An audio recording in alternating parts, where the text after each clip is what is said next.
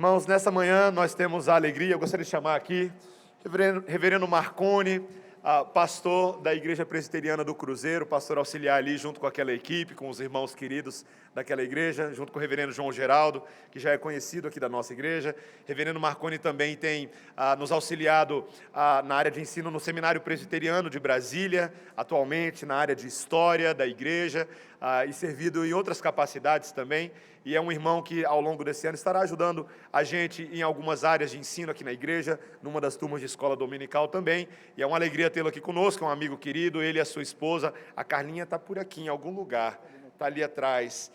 Já são irmãos conhecidos, a Carlinha, a família dela, da Igreja Presbiteriana Semear. A Carlinha, inclusive, é prima do reverendo Lucas Carvalho, que está conosco na Igreja Presbiteriana Videira. Então, é uma alegria ter essa família bendita, os seus filhos também, que o Senhor use a sua vida, pastor. Muito obrigado. Meus irmãos, graça e paz da parte do nosso Senhor Jesus Cristo, é uma alegria imensa adorar a Deus na companhia de vocês hoje. Quero convidá-los para que abram a palavra de Deus em Êxodo, que é o livro que tem sido exposto. No texto indicado em nosso boletim, Êxodo capítulo 17.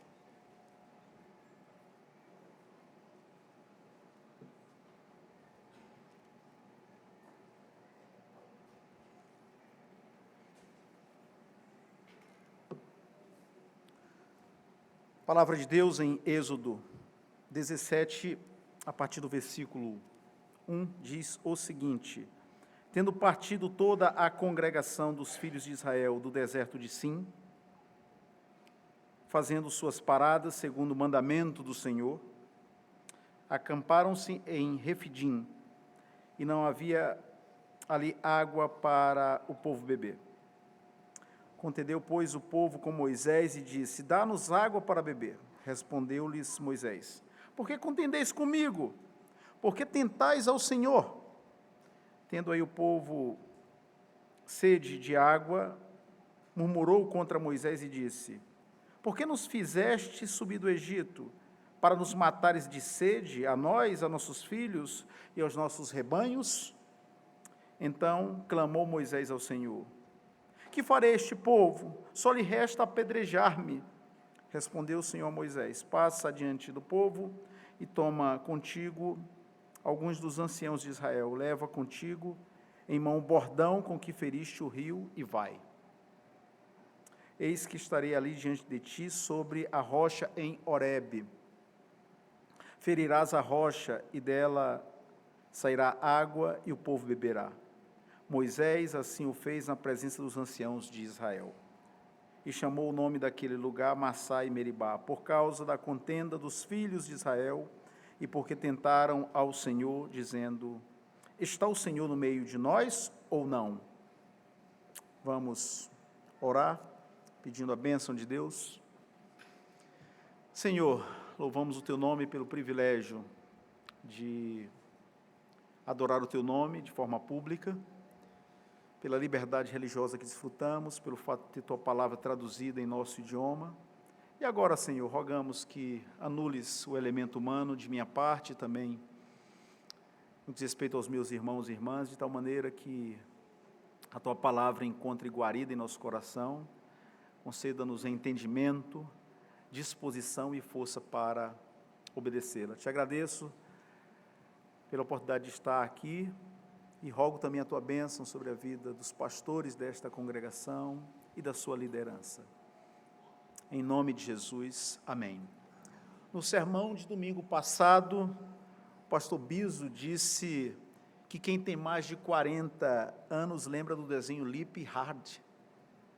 Lip é o leão otimista e Hard a hiena reclamona, pessimista, que frequentemente dizia: ó vida, ó azar, eu sei que isso não vai dar certo. Uma boa ilustração. Eu só fiquei preocupado porque tenho mais de 40 anos e não lembrava de Lip e Hard. Por isso eu quero evocar outro desenho. Quem tem mais de 40 anos e boa memória, vai lembrar dos Smurfs. Vai lembrar também que no meio daquela comunidade de bonequinhos azuis, tem um Smurf conhecido como Ranzinza, sempre mal-humorado. Ele é tão azedo que toda vez que aparece, suas longas sobrancelhas estão apontadas para baixo, como se estivesse com a testa franzida. Ranzinza vive zangado e infeliz, desgostoso, é um resmungão e faz parte do time da hiena Hard. Só que em vez de dizer, ó vida, ó azar, o refrão dele é, eu odeio framboesa, eu odeio Smurf desastrado, eu odeio a vida. Ranzinza e Hard, por assim dizer, apenas revelam a ponta do iceberg. Na Escritura somos informados sobre o que está por trás do costume de reclamar. O pecado da murmuração. Murmurar é a incapacidade de aceitar as contrariedades do dia a dia. É o que normalmente acontece quando um congestionamento ameaça um compromisso. Quando você e eu queremos pegar no sono e os cachorros do vizinho não param de latir, ou quando recebemos certas notícias. Enfim, qualquer situação que nos contrarie pode servir de combustível para a murmuração. Paul David Tripp coloca o assunto dessa forma. Você pode imaginar um único dia seu que não seja de algum modo arruinado por reclamações? Imagine ser um pai e não reclamar do seu filho. Imagine ser um cônjuge e não reclamar de seu marido ou esposa. Imagine ser um cidadão e não reclamar do seu vizinho ou do governo. Imagine ser um funcionário e não reclamar do seu chefe ou patrão. Assim, Tripp apresenta o assunto. A murmuração é o azedume da alma que pode nos transformar em cactos ambulantes e acarretar enormes prejuízos. Por exemplo, foi a murmuração que impediu os israelitas de ingressar em Canaã. Após 400 anos no Egito, a murmuração deles fez com que os 40 dias de observação dos espias se transformassem em 40 anos de peregrinação no deserto. Ao referir-se a essa geração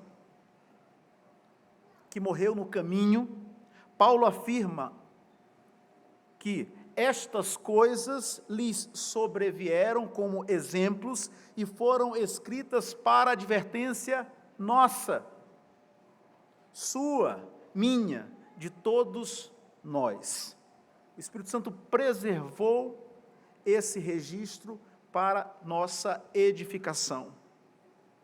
Mas como viver nesse mundo caído, que parece ter capotado, sem se comportar como Ranzinza ou Hard? Essa porção bíblica que acabamos de ler nos apresenta o remédio divino contra a murmuração. É sobre isso que nós vamos meditar nesta manhã. O remédio divino contra a murmuração. Em primeiro lugar, nós devemos entender a gravidade do problema. Notem os versículos 2 e 3. Contendeu, pois, o povo com Moisés e disse, dá-nos água para beber.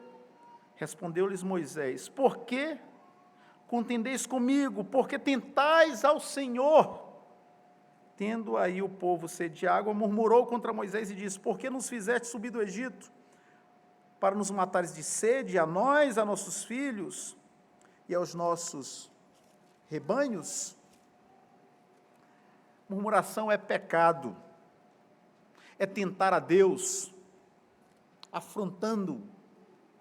É por isso que o Senhor diz, não endureçais o coração como em Meribá, como no dia de Massá, no deserto, quando vossos pais me tentaram pondo-me à prova. Percebamos o que está envolvido na reclamação dos israelitas. Primeiramente, mau costume. O povo havia murmurado antes da travessia do Mar Vermelho. No capítulo 14 isso está registrado. Quando ainda estava na região do Saara. Após o milagre da travessia, já na península do Sinai, murmuraram em Mara, porque tiveram sede e as águas eram amargas. Isso está registrado no capítulo 15. Depois murmuraram em Sim, porque tiveram fome, e agora murmuram em Refidim, porque novamente têm sede. Além do mau costume, percebemos nessa reclamação inverdade e injustiça. Não foi Moisés que fez o povo subir do Egito, como eles disseram no versículo 3. Porque o versículo 1 nos diz que eles estavam ali segundo o mandamento do Senhor. Em terceiro lugar, essa reclamação também tem a semente ou o vírus do contágio infeccioso. Alguém começou a murmurar. Foi esse que puxou o canto da torcida. Cuidado, a amargura contagia. Diz a Bíblia, nem haja alguma raiz de amargura que brotando vos perturbe, e por meio dela muitos sejam contaminados. Outra coisa que essa murmuração revela, foco no problema e na solução. Na realidade, não apenas essa, como qualquer expressão de murmuração. A sede do momento, a necessidade que eles tiveram, impossibilitou que os israelitas atinassem para o fato de que Deus havia transformado as águas amargas em doces e despejado maná e aves sobre o povo, a provisão que veio do céu. A murmuração é tipicamente pessimista. Murmuradores sempre encontram motivos para reclamar e se posicionarem contra. Também essa manifestação, essa reclamação revela ingratidão. Notem que no versículo 3, eles evocam o Egito. Por que nos fizeste subir do Egito? Como se o Egito fosse um paraíso. Mentira, que nada. O Egito era terra de escravidão, opressão e sofrimento. Há tempos os israelitas vinham clamando pela intervenção divina. E agora pintam o Egito como se o Egito fosse um lugar maravilhoso. Em suma, murmuração é coisa séria. Infelizmente, muitos dos contemporâneos de Moisés não levaram isso a sério. Em Números 16, lemos sobre a revolta de Corá, Datã e Abirão, que se levantaram contra Moisés e disseram: é coisa de somenos que nos fizeste subir de uma terra que mana leite e mel, outra mentira, para fazer-nos morrer neste deserto? Isso os rebeldes disseram a Moisés. Resultado, a terra se abriu e engoliu os rebeldes ainda vivos. Em seguida, Deus mandou fogo e consumiu mais 250 pessoas. Como se isso não bastasse, no dia seguinte, o povo se levantou e voltou a murmurar contra Moisés e Arão, devido à morte dos rebeldes no dia anterior, e Deus enviou uma praga que matou somente 14.700 pessoas. Em 24 horas, cerca de 15.000 mortes aconteceram, ocasionadas pela síndrome de Hart, pelo mau costume dos murmuradores. A murmuração embaçou a vista dos israelitas, impediu-lhes de perceber o propósito do deserto. Isso é um alerta para nós, a fim de que entendamos por que Deus nos permite passar por vales, por desertos, por provações. A resposta dos israelitas foi diferente da resposta do nosso Senhor Jesus Cristo, que foi levado pelo Espírito ao deserto, e ali não proferiu palavras vãs. Portanto, o primeiro ingrediente do remédio contra a murmuração é entender a gravidade do problema. É uma coisa que, se não for controlada, vai tomar proporções bem maiores e pode trazer consequências muito sérias, muito graves, para os murmuradores e para o seu entorno. Mas como evitar o comportamento cri-cri dos israelitas? Esse é o segundo ensinamento que o texto nos apresenta. Voltando-se para Deus, notem o versículo 4. Então clamou Moisés ao Senhor: que farei este povo? Só lhe resta apedrejar-me. Imagine a cena. Os judeus estão entre o Egito e Canaã. Ali no deserto, uma enorme multidão se levanta contra Moisés. Nós sabemos, as estimativas mais conservadoras apontam para uma população ou um grupo de pelo menos 1 milhão de pessoas. Vamos considerar que nem todos foram nessa onda, mas eram alguns milhares contra Moisés. Esses milhares estão furiosos e, como diz o versículo 2, contendem com Moisés. Que situação difícil! Moisés estava cumprindo a vontade divina e mesmo assim lidando com uma revolta popular. Porque quando a gente não faz as coisas certas, é normal que tenhamos que lidar com as consequências. Mas Moisés estava cumprindo a vontade do Senhor.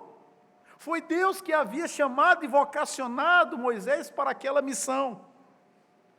O que fazer na hora do aperto? Ligar para o pastor? Roer as unhas? Levantar a voz e se impor pelo grito diante dos demais? Tomar um calmante? Buscar esfriar a cabeça e pensar no que fazer? E você, que ocupa um posto de liderança, seja na igreja, seja no seu ambiente de trabalho, como reage às pressões? Reúne-se a sós com cada uma daquelas pessoas que são as mais influentes entre seus liderados? Se fecha e fica praticamente incomunicável por um tempo? Revê o planejamento, redistribui tarefas e move as peças do tabuleiro? Essas são possibilidades que por vezes se apresentam a nós, mas não estavam disponíveis para Moisés. No deserto, a força, a experiência de 40 anos naquela região e a destreza de Moisés se mostraram insuficientes. Ali Moisés foi encurralado, colocado contra a parede, contra as pedras.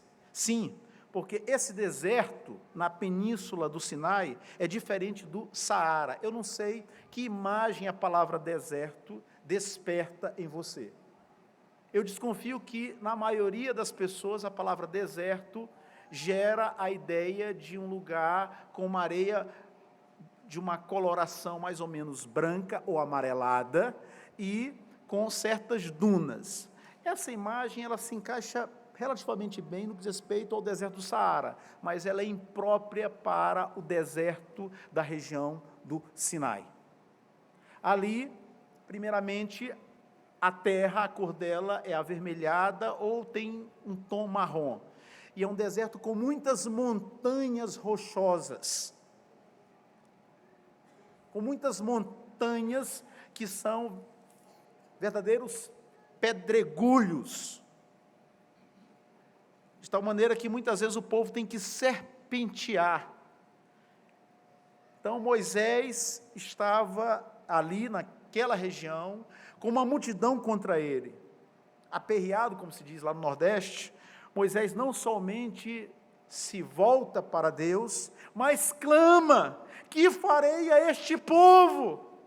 Só lhe resta apedrejar-me. Não foi uma súplica, não foi uma oração no tom que normalmente caracteriza os nossos pedidos. Foi um clamor, foi a expressão de um coração angustiado. para alguns comentaristas, talvez até num tom indevido em relação a Deus. Ele estava numa situação delicadíssima.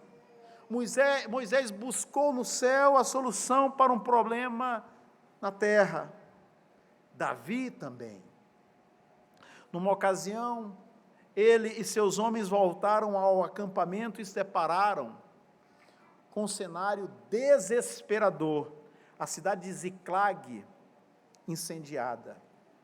E todas as mulheres e crianças levadas pelos amalequitas. A Bíblia diz que eles alçaram a voz e choraram. Passo a citar a Escritura agora. Até não terem mais forças para chorar. Uma experiência que muitos de nós nunca teve. Chorar até não ter forças para chorar. Retomo o texto bíblico. Davi muito se angustiou, pois o povo falava de apedrejá-lo. Porque todos estavam em amargura, cada um por causa de seus filhos e de suas filhas. Porém, Davi se reanimou no Senhor, seu Deus, diz o texto bíblico. Irmãos e irmãs, por vezes Deus nos leva ao deserto para que desistamos de nós mesmos e dependamos exclusivamente dEle.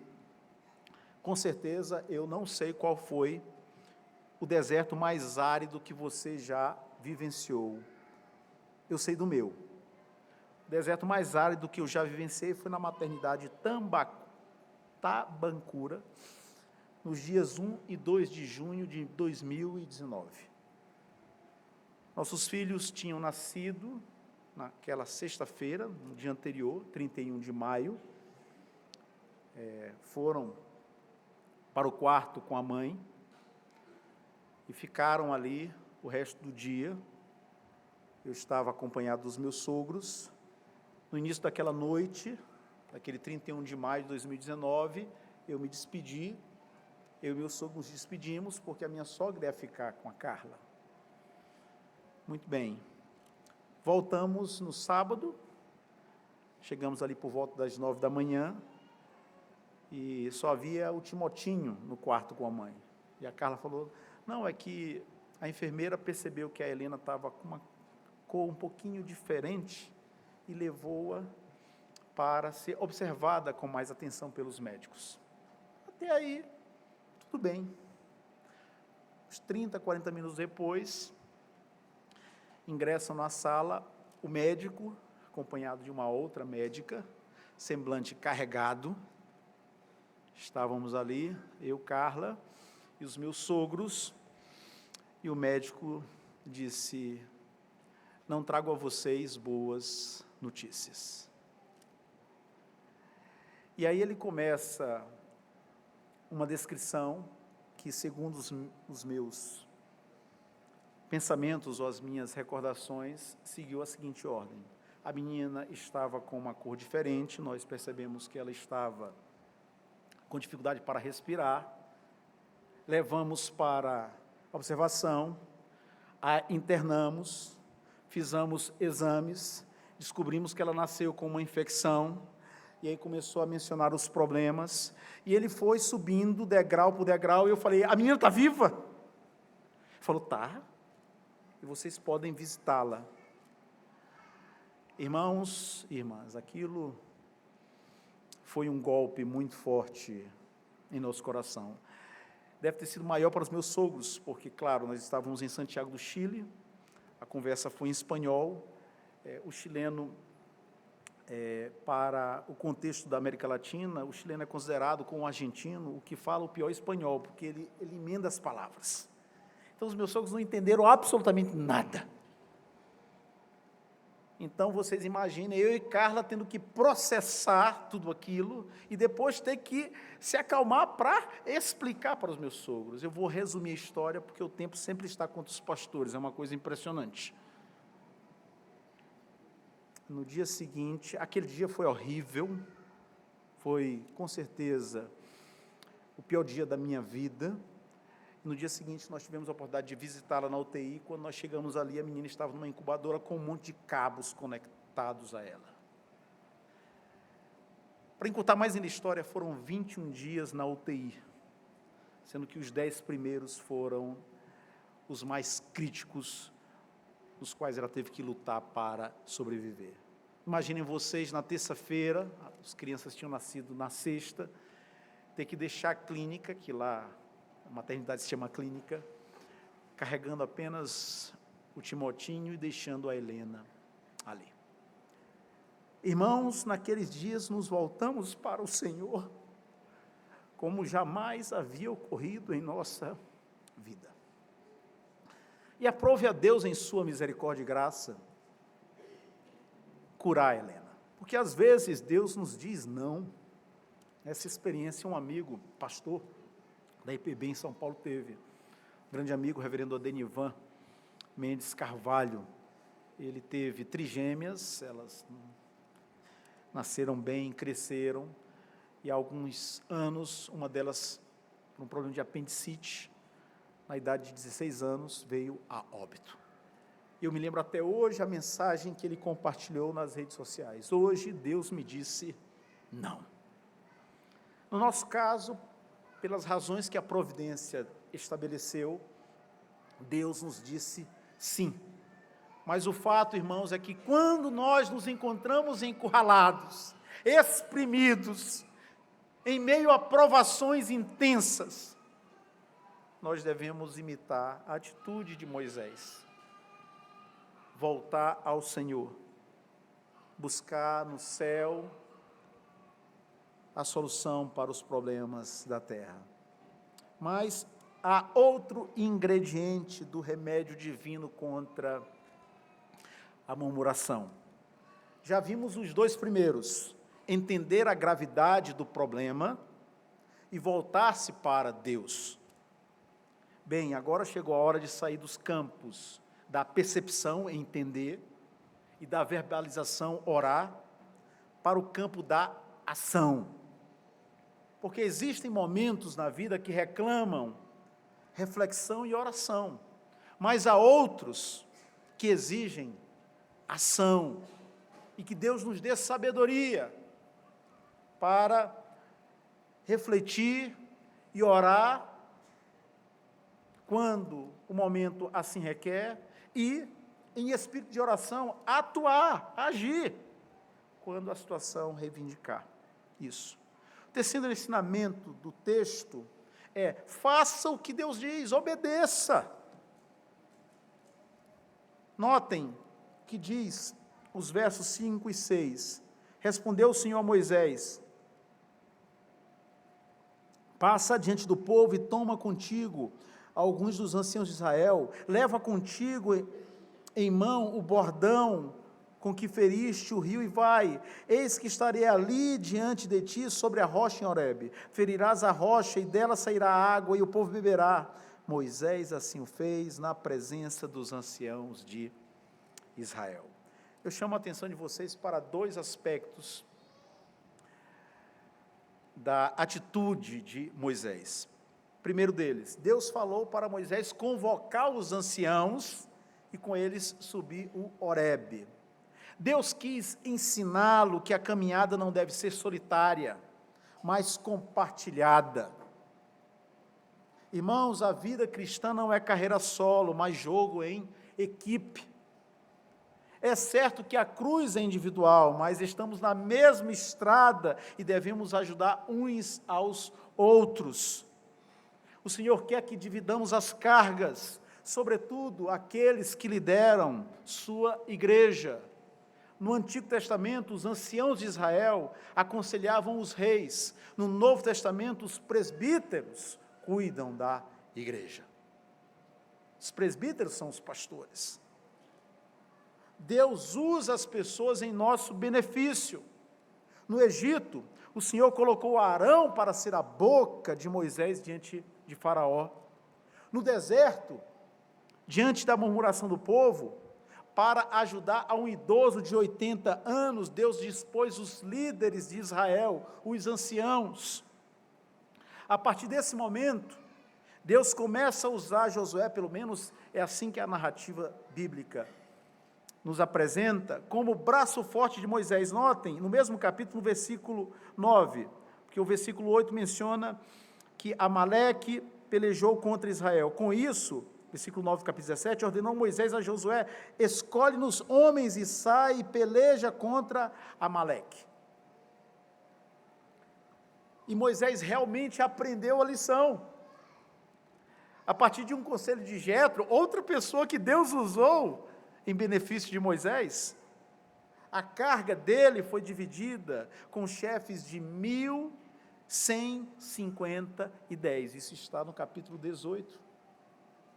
Quando Moisés estava assoberbado, estava esgotado, o povo tinha que esperar horas até que Moisés julgasse sua causa. Jetro, um homem mais experiente, mais calejado, viu aquela situação e falou: Moisés, não é sábio isso. Divide a carga, fatia a pizza. E Moisés colocou em prática, obedeceu o conselho do seu sogro. Notem quantas pessoas Deus usou no ministério de Moisés. Queridos, cristianismo implica relacionamento com Jesus e a família dele, nossos irmãos e irmãs. Solitário, você estará mais vulnerável ao pecado, inclusive ao pecado da murmuração. Seja, me permita usar esse termo, pastoreável. Permita relacionar-se. Você não foi feito para ser uma ilha. Ganhe o direito de falar e também o direito de ser repreendido. Ouça seu cônjuge com atenção. Disponha-se a ajudar outros, porque nesse processo, Deus trabalha em você. A Escritura afirma: como o ferro afia o ferro, assim um amigo afia o outro. Como seremos afiados, moldados, lapidados, se não escutarmos o conselho daqueles que nos amam, que nos querem bem, se não aceitarmos a ajuda deles? Segundo aspecto, nessa parte que apresenta, mostra a obediência de Moisés. Deus mandou Moisés subir o Horebe, o mesmo lugar onde o Senhor havia aparecido a ele na sarça ardente. Que coisa interessante. Deus diz para ele subir o monte, segurando o cajado, o bordão, que havia realizado tantas proezas no Egito. Com isso, Deus relembrou a Moisés sua vocação e confirmou seu chamado diante dos anciãos. Também fez com que Moisés recordasse os milagres que Deus havia realizado através dele. Em outras palavras: Moisés, eu estou contigo, eu não te abandonei. Não se desespere frente à murmuração do povo, porque essa causa é minha. Como é importante recordar o que Deus tem feito em nós, de onde nos tirou, o que tem feito através de nós, descobrir e usar os dons que Ele nos deu. Isso reaquece a chama, revigora a fé e renova nosso ânimo para servir ao Senhor. Devemos colocar em prática o que cantamos. Quantas bênçãos, dize-as quantas são recebidas da divina mão. Vem dizê-las todas de uma vez e verás surpreso quanto Deus já fez. Como é importante recordar a obra de Deus em nossas vidas, porque na hora da aflição, do aperto, da prova, nossa tendência é olhar para o problema e esquecer daquele que é o Senhor da vida, daquele que tem as rédeas da história em suas mãos. O salmista Davi, sabia disso, e cantou: bendize, ó minha alma, ao Senhor, e não te esqueças de nenhum só de seus benefícios. O fator memória está profundamente conectado à história da redenção. No Antigo Testamento, as grandes celebrações de Israel eram festas que rememoravam a saída do Egito, Páscoa, a caminhada no deserto, tabernáculos, e a posse da terra, primícias. Por quê? Porque quando o povo consagrava a Deus os primeiros frutos, tinha que recordar que Jacó, arameu, havia chegado e tinha que repassar o que Deus havia feito em benefício de Israel. Mas, pastor, não estamos no Antigo Testamento, estamos na era missionária por excelência, iniciada no Novo Testamento, sim. E a principal celebração do povo de Deus desde então é a Santa Ceia, que nos remete ao que Cristo fez na cruz, em memória dele, e também nos projeta para o amanhã, até que ele venha. A memória está atrelada à esperança, por isso que Jeremias disse: quero trazer à memória aquilo que pode me dar esperança. O caminho de amanhã cruza o de ontem, como dizia John Mackay. Outra orientação dada por Deus a Moisés foi: fira a rocha. E aqui nós temos a principal verdade do texto. Ao bater na rocha, ocorreu um milagre. O Salmo 105, que interpreta os eventos narrados em Êxodo, diz: fendeu a rocha, dela brotaram águas, que correram qual torrente pelo deserto. A rocha do Horebe foi fendida, e muita água escorreu como torrente até o povo. A Bíblia, Nova Versão Internacional, a NVI, é mais clara. A água escorreu como um rio pelo deserto. Mas isso não é tudo.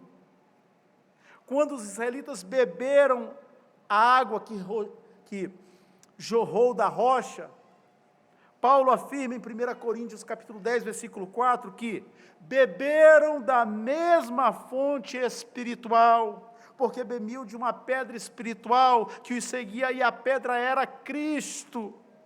A rocha que foi ferida por Moisés representava Cristo. Deus, em vez de castigar o povo que murmurava contra ele, feriu pela mão de Moisés a rocha, que é Cristo. O evangelista João nos diz que quando Cristo foi ferido na cruz, com uma lança saíram dele sangue e água. O sangue aponta para o perdão dos nossos pecados, e a água demonstra que por meio de sua morte, ele dá vida, pois no mesmo evangelho, Jesus diz: quem crê em mim, do seu interior fluirão rios de água viva. Quando a rocha foi ferida, Deus exerceu sua misericórdia, porque aquele povo merecia a morte, como todos os seres humanos merecem pelos seus pecados. Mas Deus em Cristo nos abraça, nos acolhe, nos redime. Frente aos desafios e espinhos que fazem parte do deserto, da caminhada, em vez de desanimar, fira a rocha, reflita sobre a obra de Cristo. Em 1976, o devocionário Nosso Pão Diário noticiou o seguinte fato: um soldado gravemente ferido, obviamente antes de morrer, que eu estou lendo aqui a ilustração, pediu ao capelão, não deixa de ser um capitão das almas, que o assistia, que escrevesse uma carta à sua antiga professora de escola dominical. Aquele homem moribundo rogou ao capelão que escrevesse uma carta à sua antiga professora de escola dominical. Conte-lhe que eu morro cristão por causa do que ela me ensinou na classe da escola bíblica dominical. A lembrança de seus apelos fervorosos e do calor de seu amor, quando nos pedia que aceitássemos a Cristo, tem permanecido comigo. Diga-lhe que eu a encontrarei no céu. O capelão escreveu a carta e mandou para aquela antiga professora de escola dominical. Ela respondeu ao capelão: que Deus me perdoe, Justamente há um mês eu renunciei minha posição e abandonei meus alunos da escola dominical, porque achei que meu trabalho estava sendo infrutífero. Agora eu lamento a minha impaciência e falta de fé. Eu vou pedir ao meu pastor que me permita voltar a ensinar. Eu aprendi que quando alguém semeia para Deus, a colheita é certa e abençoada. Ela aprendeu, a partir daquela carta, que no Senhor nosso trabalho não é vão. Moisés entendeu isso e fez o que Deus lhe havia dito. Convocou os anciãos, tomou em sua mão o bordão, o cajado, subiu Horebe e feriu a rocha, para debelar aquela grande murmuração. Aprendemos hoje que o remédio divino contra a murmuração é um composto que inclui entender a gravidade do problema, voltar-se para Deus e fazer o que Deus diz, obedecer. O deserto foi para a geração que saiu do Egito um grande cemitério, mas nem todo deserto é sinônimo de más lembranças. A época mais dramática para a igreja protestante na França é conhecida como deserto. Deserto é o nome pelo qual se denomina, na história do protestantismo francês, a época das perseguições mais ferozes contra os huguenotes, os calvinistas locais.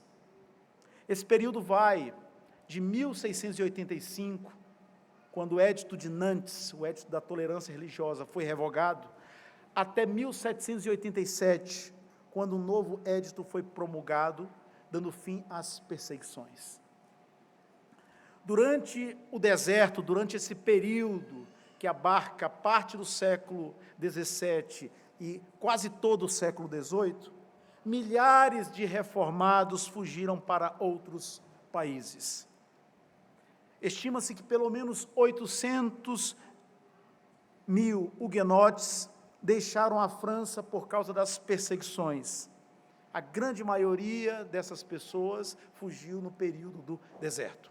A maioria foi para a Suíça, outros para a Holanda, outros para a Inglaterra, outros para os países do norte europeu, outros para a África do Sul e também outros para o que hoje é o país conhecido como Estados Unidos.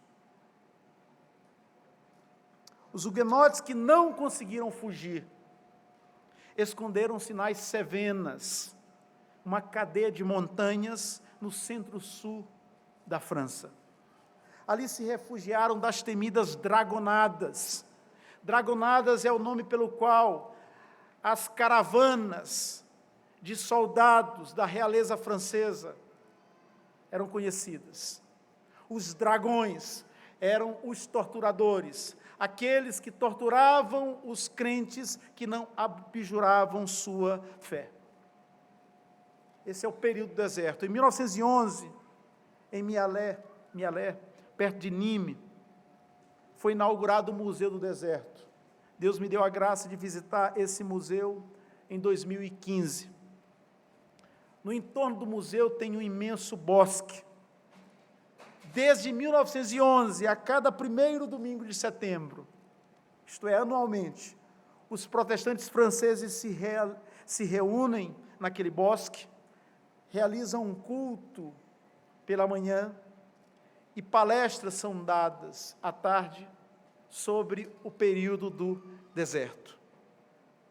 Anualmente, em média, 15 mil pessoas se reúnem no 1º domingo de setembro para agradecer a Deus por haver preservado sua igreja em meio às mais terríveis perseguições. Deserto também pode significar fidelidade a Deus. Que Ele nos abençoe. Amém.